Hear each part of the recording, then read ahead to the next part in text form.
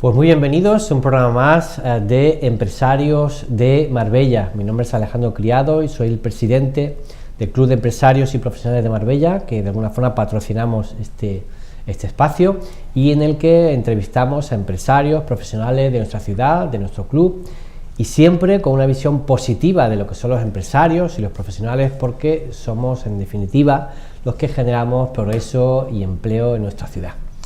Bien, hoy tenemos una invitada muy especial, miembro de nuestro club, y se llama doña Concha Urdiales. Muy bienvenida. Hola, buenos días, ¿qué tal? Bueno, es un placer tenerla porque es una abogada de prestigio en nuestra ciudad. Es una abogada además pues que, bueno, posiblemente sea de las mayores especialistas en temas inmobiliarios de no residentes británicos, porque ella además, como vamos a ver ahora, pues es abogada, es barrister, es británica, no es solicitor, ¿no? Solicitor, efectivamente. Bueno, pues doña Concha, muchísimas gracias por estar con nosotros hoy y si le parece, vamos a hablar un poco de su trayectoria, de su currículum profesional, dónde empieza, por qué estudia la carrera de Derecho. Bueno, estudio la carrera de Derecho porque, sobre todo, bueno, vengo de una familia de abogados, ¿no? Mi padre era médico y militar, pero bueno, el resto de mis hermanos, soy la octava de 8 hermanos. Qué maravilla, qué maravilla. La octava de 8 hermanos y 4 de ellos, pues, somos... Qué suerte tiene una familia somos tan abogados. Luego, siempre he visto esa profesión, ¿no?, en mi familia. Y bueno, y me gustaba mucho. Yo estaba dudando entre ser médico o abogado y al final pues decidí la profesión de abogacía, que realmente estoy muy contenta porque fue una buenísima elección, en el sentido de que nuestra profesión es una profesión muy vocacional y tienes que dedicarle, pues bueno, sobre todo tiene que gustarte, ¿no? Sí, en ese sentido lo que haces y yo francamente disfruto mucho con ella, ¿no? Y bueno, pues inicié mi carrera, estuve en Granada, hice la carrera de Derecho en Granada. Muy buen sitio también. Muy buen sitio también, conservo muy buenos recuerdos de Granada. Y bueno, y cuando terminé la carrera me vine ya pues yo soy malagueña, me vine para Málaga para empezar a trabajar. En principio iba a empezar a trabajar con uno de mis hermanos, ya abogado, ya veterano, un gran maestro, por supuesto, para mí, porque también me ha enseñado muchas cosas. Bueno, pues me dijo, hermana, tienes que aprender, para trabajar como abogado tienes que aprender inglés, así que te tienes que marchar a Inglaterra y tienes que aprender bien inglés, ¿no? Porque sobre todo su despacho llevaba muchísimos asuntos de extranjeros, de británicos, bueno, de todas nacionalidades. Total que, pues bueno, me voy a Inglaterra en el año 93 y a estudiar inglés y ya por circunstancias personales ya me quedo allí hasta el año 99 y durante ese tiempo, bueno, pues allí entré prácticamente en ese país sin hablar una palabra de inglés. Porque, tiene mucho mérito, ¿eh? Bueno, no, porque simplemente entré en el nivel de beginners, de principiantes, ¿no? Cuando empecé allí a estudiar, ¿no? Doy fe que es difícil el idioma estar en Inglaterra sin hablar inglés. Y es muy complicado, pero bueno, era como un reto, ¿no? Y además lo necesitaba, sobre todo por mi profesión, y entonces dije, bueno, pues nada, a intentarlo. Y me puse a estudiar inglés, todos los exámenes de Cambridge y demás, y ya luego, a través del consulado español en Londres, me enteré que había una asociación de abogados españoles y me puse en contacto con la presidenta de la asociación, que me introdujo a todos los compañeros y colegas allí, y ya fueron los que me dijeron que las posibilidades de un abogado, en este caso en Reino Unido, para trabajar, era muy interesante que me hiciera solicitor o abogado de inglés. Entonces, claro, yo eso lo veía como algo imposible, en el sentido de que mi nivel de inglés no me permitía, pero bueno, pues con mucho esfuerzo, con mucha dedicación y con mucho empeño y con mucho trabajo, pues conseguir tener un manejo del inglés bastante fluido, y ya dije, ahora voy a convalidar el título de Derecho Español aquí y me voy a hacer abogado, o me voy a hacer solícito en inglés. Entonces hice una convalidación de una serie de exámenes que componían de 3 bloques escritos, un bloque oral, y lo aprobé. Y entonces pues me hice abogado de inglés en el año 99. Muy bien. Y en el año, a principios del 2000, ya me vine para Marbella y empecé a trabajar en un despacho colectivo. Estuve con ellos trabajando durante 4 años y especializada en el departamento inmobiliario y llevando todos los asuntos, sobre todo de los británicos, por mi titulación también como abogada británica. Y sobre todo llevar temas de derecho inmobiliario y... Que hay muchos en Marbella. Que hay muchísimos en Marbella, y sobre todo en la época aquella, en el año 2000, que era el boom inmobiliario, y no paraban de entrar compraventas, ¿no? En nuestro despacho era una cosa increíble. Pero te pregunto, por hacer un pequeño paréntesis en lo que me estás hablando, ¿aquel boom del año 2000 a 2007 era como lo que hay ahora o era menos? ¿En qué sentido te refieres? ¿En cuanto a operaciones inmobiliarias? Mucho más. Por lo menos más entonces. Más entonces, en el año 2000, 2001, 2002, 2003, o sea, aquello era, las operaciones inmobiliarias aquí en Marbella se movían a una velocidad vertiginosa, además eran como rosquillas, se vendía todo, y sobre todo los bancos pues te daban préstamos hipotecarios, incluso algunos por encima de su valor de tasación, y además en el caso del no residente, aunque... Bueno, pues yo llevaba también asuntos donde no necesitaban ningún tipo de financiación hipotecaria, pero había otros que sí la necesitaban y solamente pues se le podía dar un 60% o un 70% del valor de tasación, y algunos incluso conseguían incluso más del 70 y del 80%, con tal de que saliera adelante la operación, ¿no? Claro, ¿no te parece a ti que esa época... Que ya luego eso pasó factura, como todos sabemos, efectivamente, ¿no? Esa época que ha pasado factura, que generó una crisis económica nacional y mundial, para mí, grande responsable fue la ligereza a la hora de otorgar el préstamo, porque eso ha generado también un problema de los bancos que hemos tenido que pagar todos los españoles, efectivamente, ¿no? Sí. Entonces, ¿no te parece que esa fue una de las causas? Sí, naturalmente que sí, que fue una de las causas. Se tomaron con cierta ligereza la concesión de préstamos hipotecarios, sobre todo al no residente, que era el que más invertía aquí en la Costa del Sol. Y cuando vinieron las vacas flacas, como digo yo, el no residente pues se quitó prácticamente de en medio, y ahora se fue a su país y se quedó el banco pues con el impago y con la casa. Los bancos no quieren casa, los bancos lo que quieren es... De hecho, yo creo que, si te parece, en Málaga tenemos la suerte de que de las cajas o de las entidades financieras más razonables y con mayor cabeza en aquella época fue Unicaja, gracias a que yo creo que don Braulio Medel, que era el que llevaba un poco la dirección de la entidad, fue la que dijo, no, esto a nosotros no nos encaja. Y fueron muy prudentes y no les pasó factura pues todo ese problema que hubo con Lehman Brothers y toda la crisis financiera internacional. ¿No te parece que tenemos esa suerte de alguna forma? Pues yo, de hecho, en mi caja, Unicaja, ¿no? ¿No te parece que los que actuaron con cabeza, con sensatez en aquella época, son los bancos que luego han salido para adelante y no han caído pues como tantos, ¿no? Sí, estoy completamente de acuerdo contigo. Sí, es así. Muy bien, y después de aquella época ya se montó su despacho, ¿verdad? Sí, entonces estuve trabajando 4 años en este despacho colectivo y luego pues decidí pues montar mi propio despacho y empecé en el año 2004 sola con mi secretaria y a llevar pues los asuntos de los no residentes, especialmente. También llevo asuntos de residentes, naturalmente, pero sobre todo enfocada en el británico y en el tema inmobiliario, en inversión inmobiliaria, todo eso. Y ya luego empecé y me adentré en el tema procesal. Me di cuenta... Es buen cliente el británico, ¿verdad? Para un abogado. El cliente es muy buen, el británico es muy buen cliente, entre otras cosas porque el británico está acostumbrado siempre a buscar a un abogado para cualquier cosa. O sea, yo tengo incluso clientes que me llaman para firmar un contrato de luz. Ellos no hacen nada sin el asesoramiento del abogado, que eso sí me gustaría mucho incidir contigo, en el sentido de que tenemos que acostumbrarnos a que el abogado tiene que tener una labor preventiva más que curativa. O sea, es importante que los clientes se mentalicen que los abogados estamos ahí para dar asesoramiento y sobre todo para evitar posibles conflictos.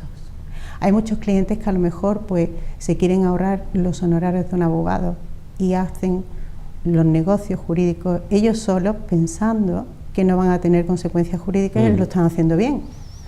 Pero cuando ya vienen a nosotros con el problema, muchas veces ese problema o no tiene solución o la solución que tiene no es la deseada por el cliente, o algunos tienen suerte y tiene solución.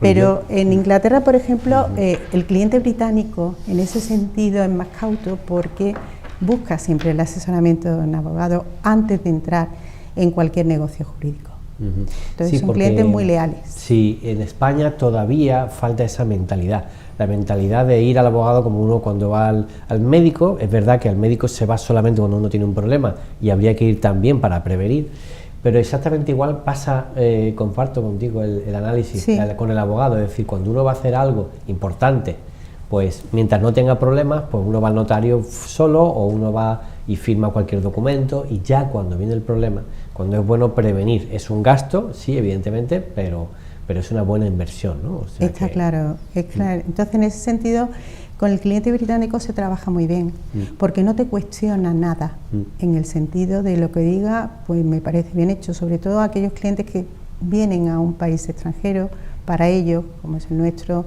quieren invertir y se fían 100% a lo que le diga el abogado. Una de las razones por las que yo también decidí convalidar el título en el Reino Unido y hacerme abogado o solicitor inglés fue sobre todo porque se traslada al cliente esa confianza, en el sentido de que cuando yo me siento con él y me explica asuntos suyos allí, yo puedo entender perfectamente y puedo comparar su legislación con la nuestra, y en ese sentido le puedo asesorar mucho mejor porque conozco perfectamente de lo que me está hablando. Entonces eso a los clientes les da muchísima seguridad también. Y bueno, como te iba comentando, pues en el año 2004 abrí mi propio despacho y bueno, y seguía con mis clientes británicos y entonces ya me metí en el tema procesal de todos los asuntos que se derivaban de operaciones inmobiliarias o no inmobiliarias.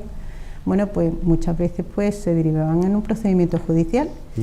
Y ahí tuve también el apoyo de mis hermanos, de dos hermanos míos que son mayores que yo y veteranos.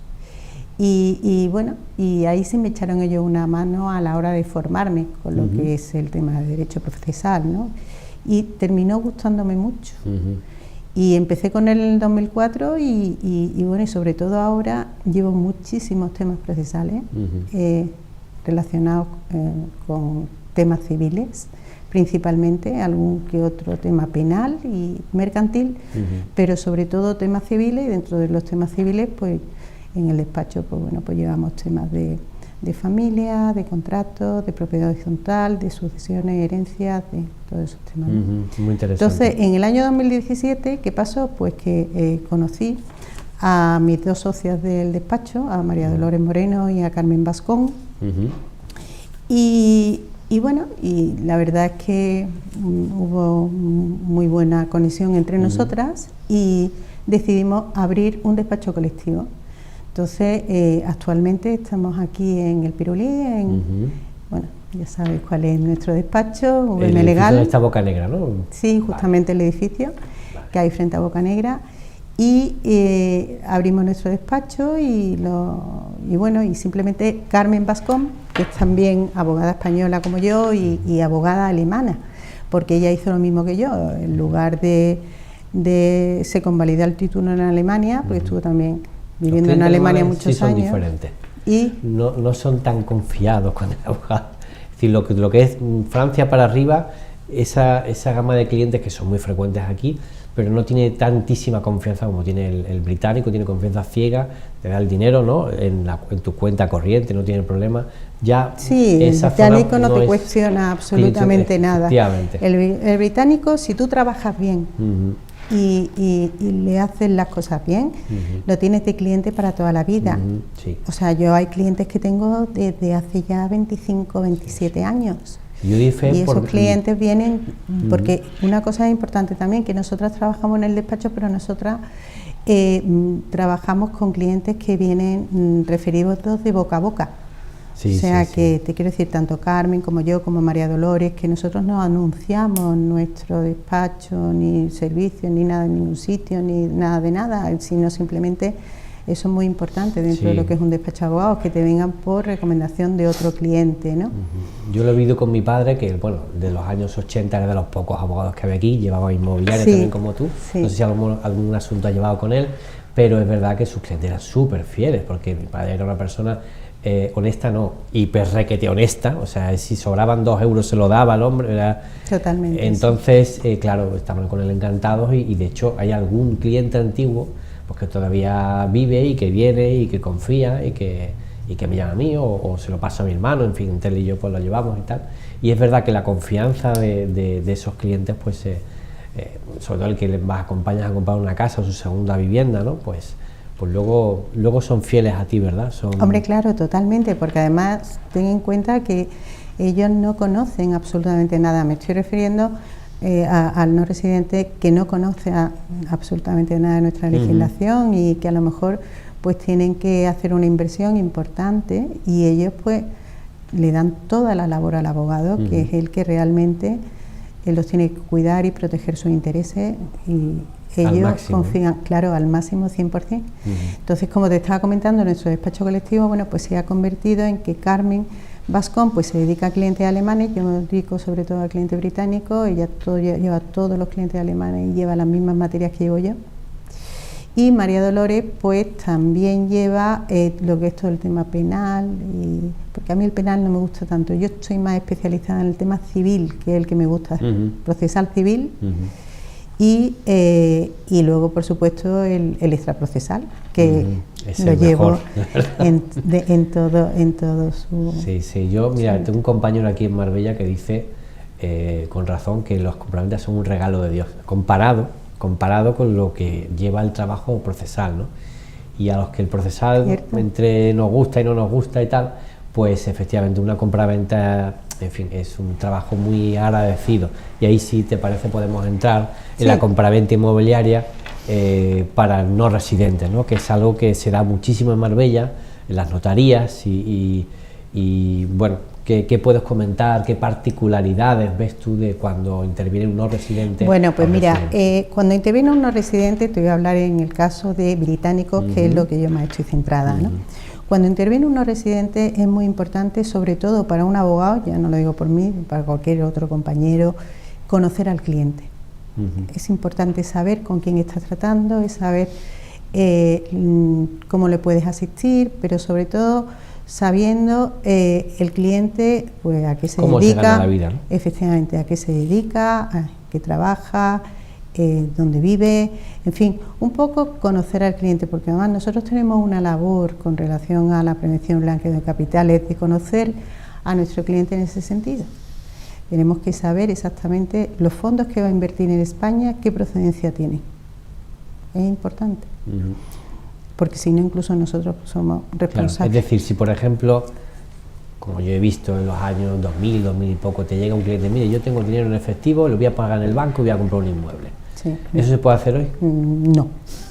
No, rotundamente no. Yo lo he visto hacer, vamos, se ha hecho. No. Y los bancos lo aceptaban, ¿no? Siempre tiene que haber, Alejandro, una trazabilidad de lo que son los fondos que se van a invertir aquí en España. Eso es fundamental, para saber que vienen de una procedencia lícita.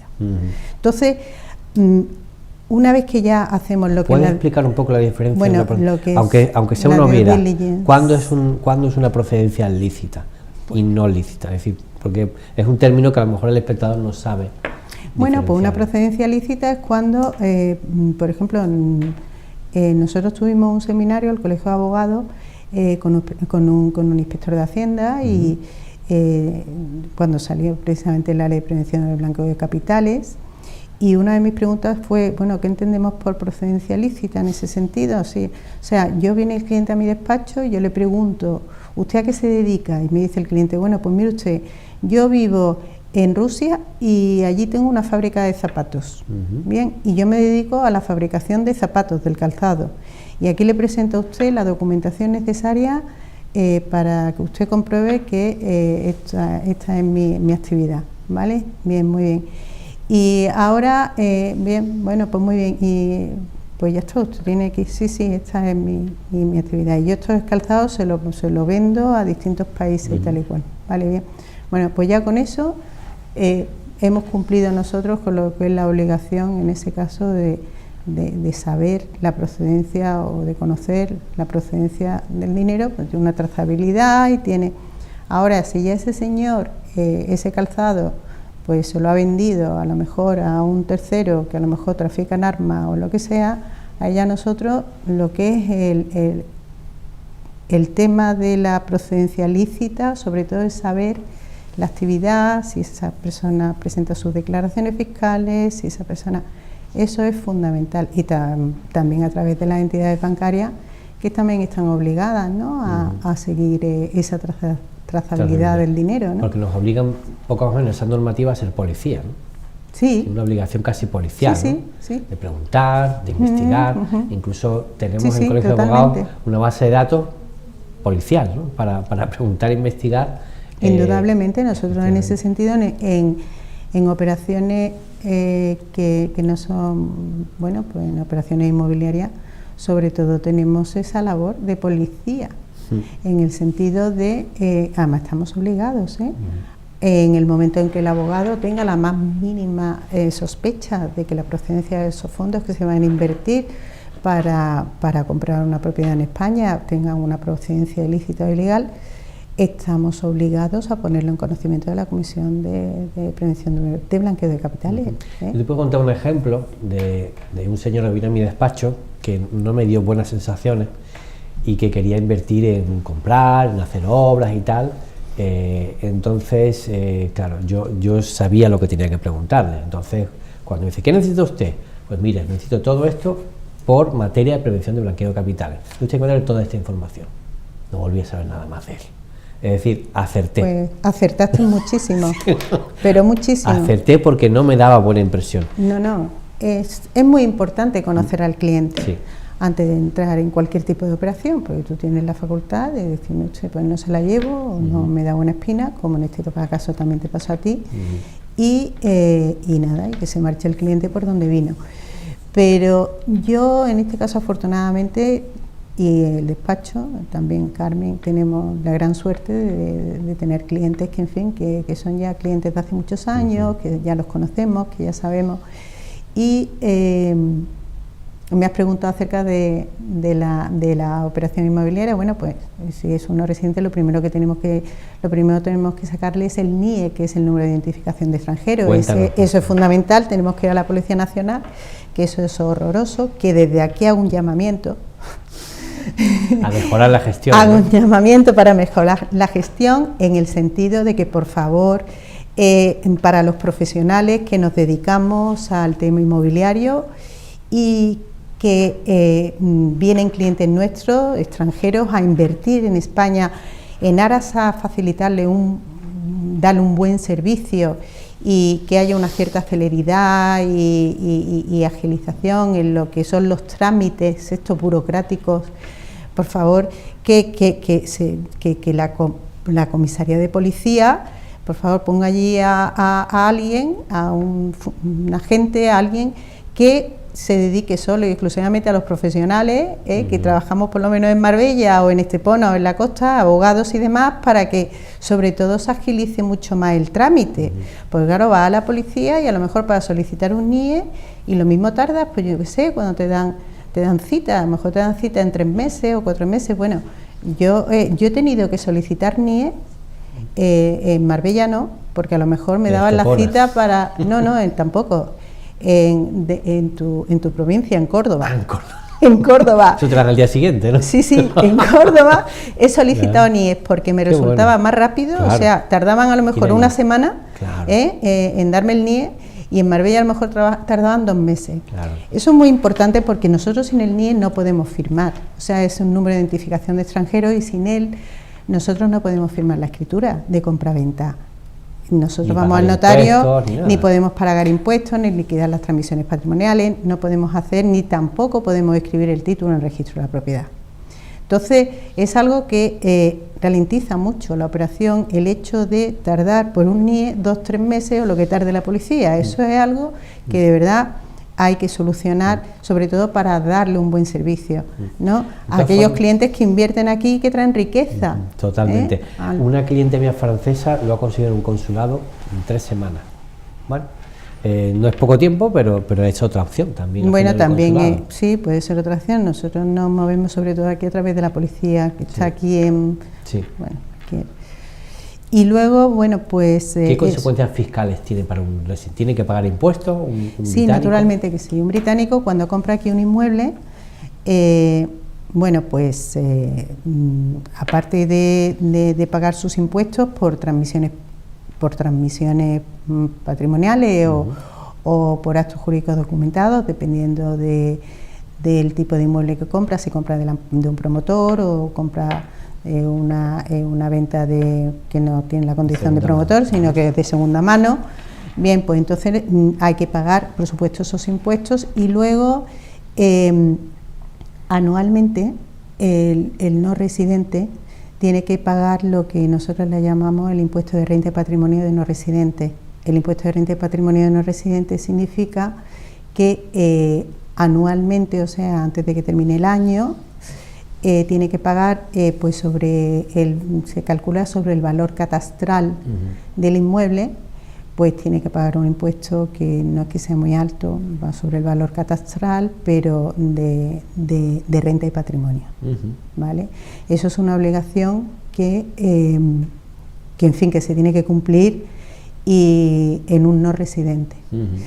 ¿Qué pasa si no la cumple? Hay algunos que dicen que no me lo presente, no pasa nada. Total. Pues muy fácil, cuando un no residente vende la propiedad, ahí se tiene que practicar una retención de un 3% a cuenta del IRPF de ese no residente.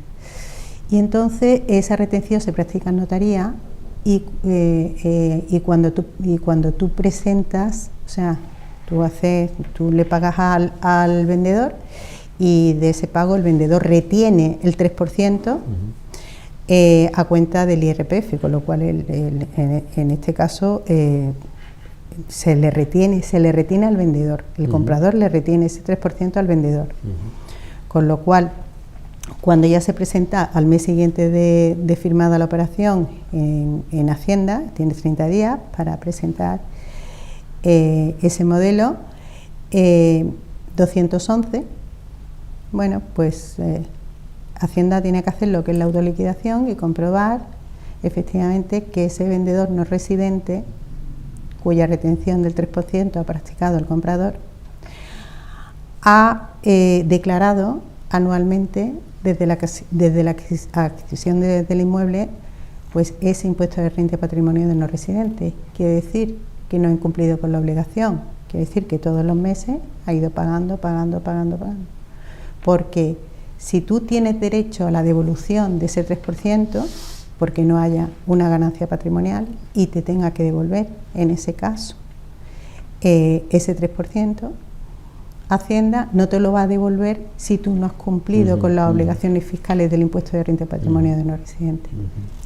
Y para españoles, ¿qué comentaría? Es decir, ¿es fácil tramitar una escritura de compraventa, comprar un inmueble? ¿Hay mucho trámite? ¿Es muy complicado? ¿Cuáles son los 2-3 pasos básicos para comprar un inmueble? Para los españoles, ¿te refieres? Sí, para los españoles, bueno, los españoles piensan que muchas veces, o pensamos, ¿no?, que vamos a comprar un inmueble y no necesitamos tampoco de la asistencia ni del asesoramiento de ningún abogado.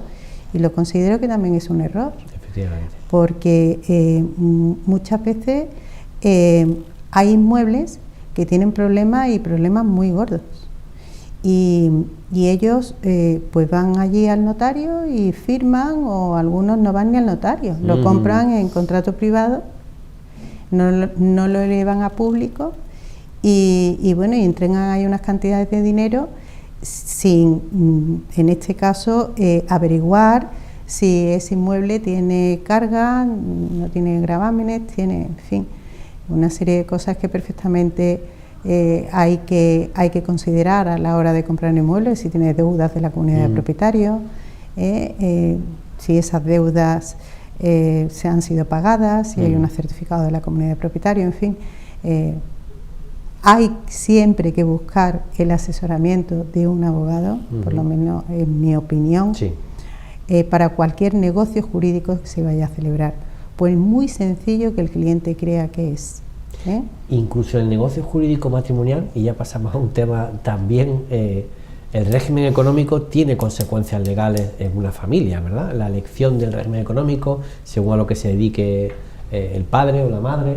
Es decir, hombre, sí, claro que sí, por supuesto que tiene consecuencias legales desde el punto de vista de sucesiones también, o sea, y dentro de una familia, o sea, el régimen económico matrimonial, y tenemos el régimen de ganancialidad o el régimen de separación de bienes.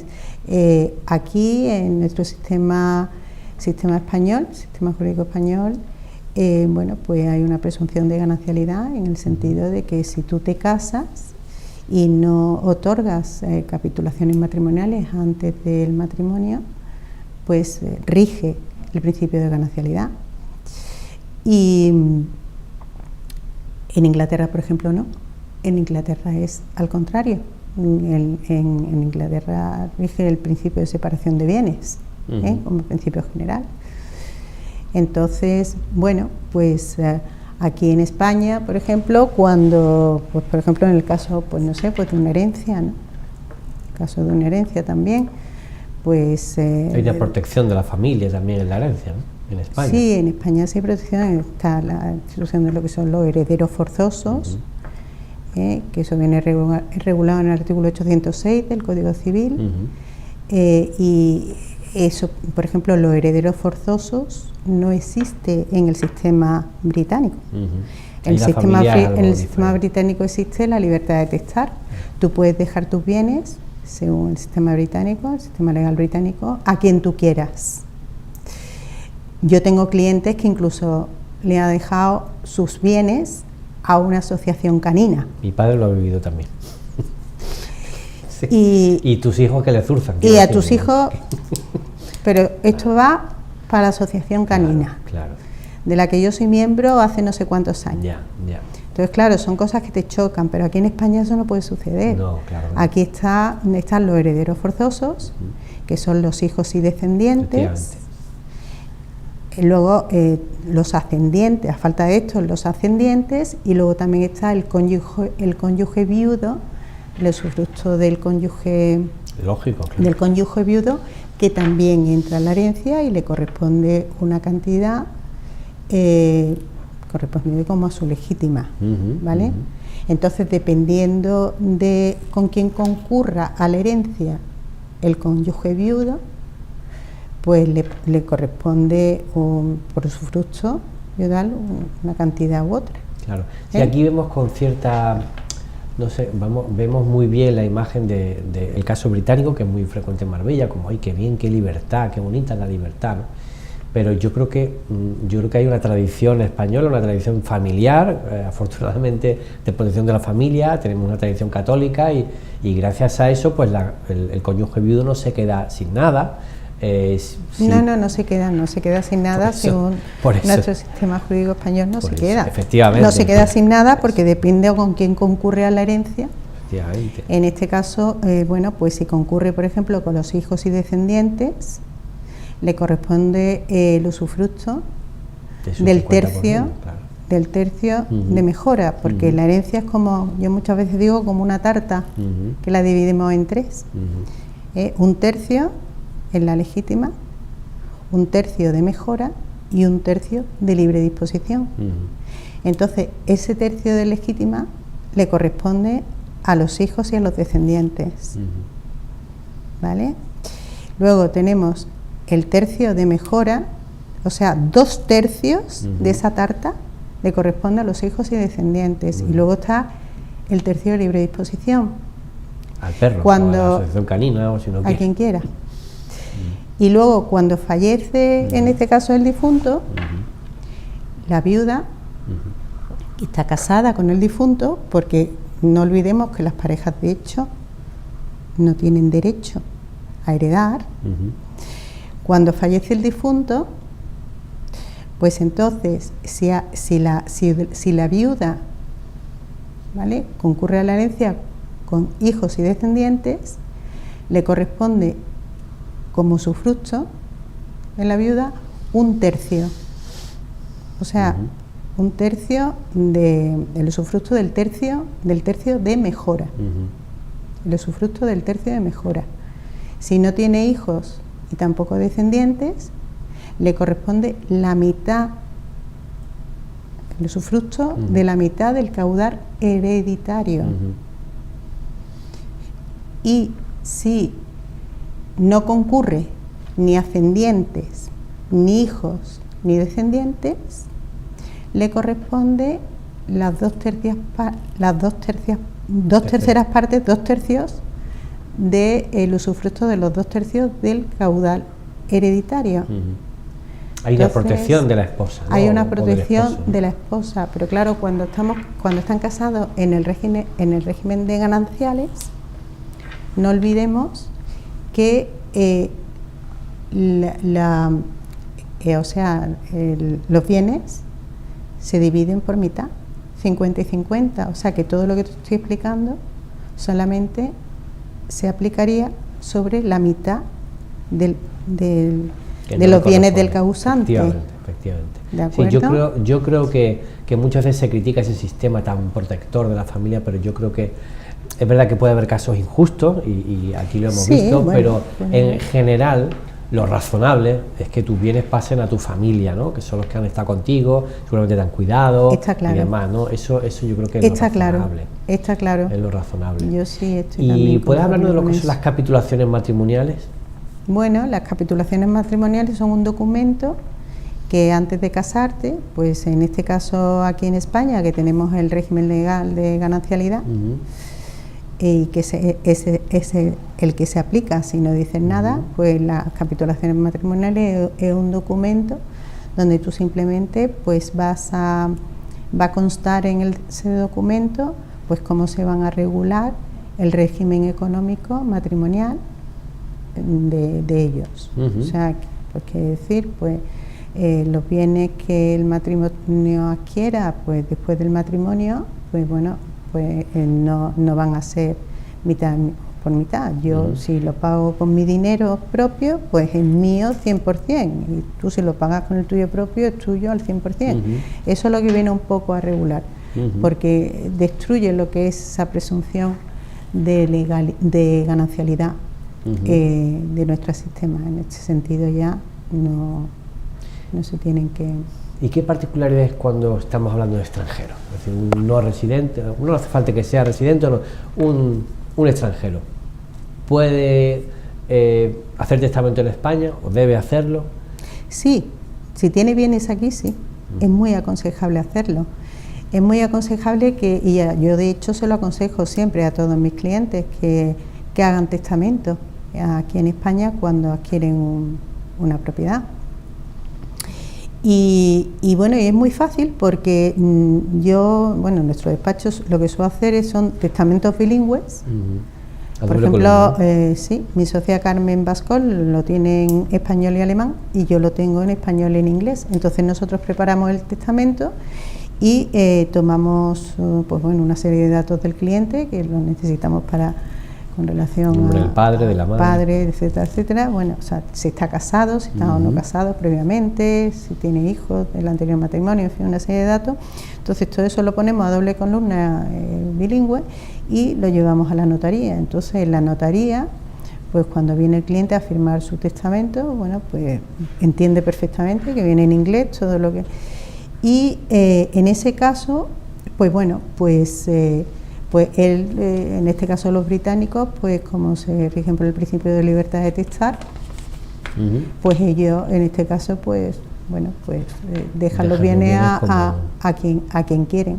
En este caso, los que son extranjeros residentes aquí en España, cuando van a hacer un testamento, pueden en este caso optar o bien por la legislación nuestra, la legislación española, o bien por su legislación nacional.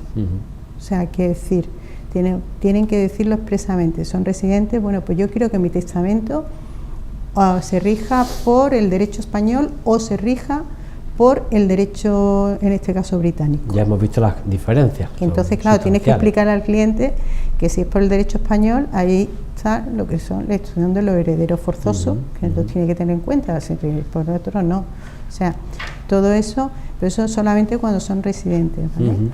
Y respecto a la situación matrimonial, si por ejemplo hay hijos, si hay un matrimonio que vive aquí en España, los dos son extranjeros, ¿pueden acudir a la justicia española para regir su separación y divorcio? Sí, naturalmente, por supuesto. Yo tengo clientes que son extranjeros, que se han casado aquí, y pues por circunstancias han pedido el divorcio o incluso no se han casado aquí, pero tenían aquí su último domicilio conyugal. Y entonces, pues bueno, pues se han divorciado y efectivamente tú puedes entablar una demanda de divorcio aquí. Si hay menores hijos dentro del matrimonio, pues bueno, pues una adopción de medidas también para los menores en cuanto a la guardia custodia, la pensión de alimentos, una serie de cosas. Y se entabla la demanda aquí sin ningún problema y se conoce el divorcio aquí, aunque sean extranjeros. A mí se me ha dado el caso de un cliente que, se divorcia, o sea, la mujer se marcha a Inglaterra con los hijos que son menores y ya decide ella ya quedarse allí. Y él pues vive aquí y tiene una dificultad tremenda para ver a los hijos. Claro. Los hijos están allí. Entonces entablo la demanda de divorcio y para emplazarla a ella, que está en Reino Unido, pues lo tengo que hacer a través de la cooperación internacional, a través del Convenio de La Haya de 1965 en cuanto a los emplazamientos y notificaciones de resoluciones judiciales, civiles y mercantiles. Y entonces digo, bueno, pues vale, yo presento la demanda aquí en el juzgado de primera instancia de Marbella y le pido al oficial, secretario o al letrado de la Administración de Justicia que a través de la cooperación internacional se le notifique a ella, que está en Reino Unido, la demanda a través de la autoridad central. Ningún problema. O sea que se gestiona. Entonces se gestiona perfectamente, se le cita a través de la autoridad central allí, en Reino Unido, que ya hemos puesto su domicilio y todo eso, y allí a través de la autoridad competente le hacen el emplazamiento. Y reclamaciones económicas, por ejemplo, un constructor tiene una deuda de un señor que es británico, no vive aquí, vive en Reino Unido. Ahora es más fácil reclamarle en su propio país una reclamación. Un constructor que tiene una deuda, perdón. Es decir, un constructor, por ejemplo, que tiene una deuda, un deudor, digo porque mi hermano sí lo ha hecho, y el deudor está en Reino Unido, es decir, desde España se puede hacer esa reclamación, se puede gestionar esa reclamación. Sí, perfectamente, eso era lo que antes se llamaba un exequatur, efectivamente. Pero ahora ya pues sí se puede hacer perfectamente porque tú puedes ejecutar títulos judiciales en el extranjero, efectivamente, con una cierta facilidad. O sea, tú lo que tienes que presentar es el título judicial, en este caso la sentencia o el título, lo presentas a través de lo mismo de la cooperación internacional, lo presentas allí y allí ya se encarga el juzgado pues de buscarlo, porque eso ya viene a la segunda parte, la ejecución, o sea, en el sentido estamos ejecutando un título en un país extranjero, entonces allí ya hay que encargar la labor a otro abogado que sea el que se encargue de buscar bienes. Buscar cuentas bancarias, bienes muebles, inmuebles, coches, lo que sea, para poder embargar y hacer valer ese título judicial en el extranjero, sí, se hace con mucha facilidad. O sea que ya no es, quiero decir, ya no es tan problemático. No, el hecho de para nada, reclamar un extranjero y demás. Antes era más enrevesado, más complicado. Pues yo creo que ha sido muy interesante esta charla, la verdad, jurídica, muy jurídica, pero sobre todo una persona que, como hemos visto, pues maneja muy bien el derecho, maneja muy bien lo que es el trato con los extranjeros, con los británicos, ¿no? Y demás. Y también con los españoles. Y con los españoles también, evidentemente. Clientes españoles, pero casualmente sí, con muchos problemas sí, judiciales. Sí, efectivamente, con españoles más todavía, porque es una persona tremendamente agradable y sobre todo muy seria, honesta y trabajadora. Muchísimas pues, doña gracias. Concha Urdiales, la verdad ha sido un placer tenerte por aquí. Muchísimas gracias, un placer para mí. Muchísimas gracias. Gracias. Hasta pronto.